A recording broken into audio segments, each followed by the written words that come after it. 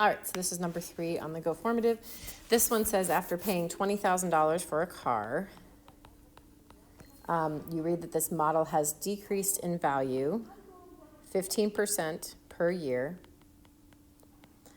over the last several years. If this trend continues, how much will the car be worth 5 years from now? So the first thing we've got to do is write an equation.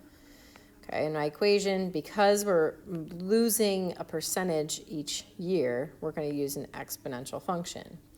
Now, I know my A value is the value I start with, so this is A.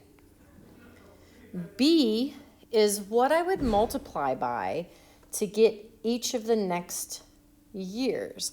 So if I am losing 15% per year, that means that out of 100%, I lose 15%.